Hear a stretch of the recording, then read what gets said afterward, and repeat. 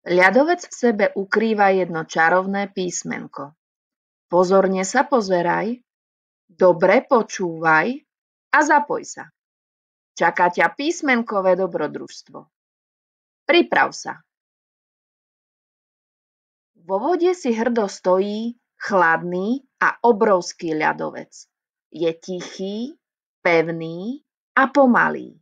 No keď sa pohne, z útrob jeho ľadového tela zaznie mrazivý zvuk.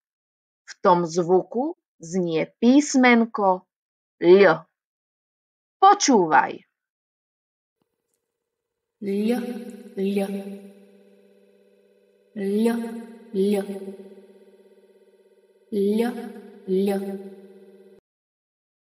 Možno tým skúša, či ho niekto počuje, alebo len praská sám pre seba, tak ako to robí každý starý ľadovec. Skús to s ním aj ty.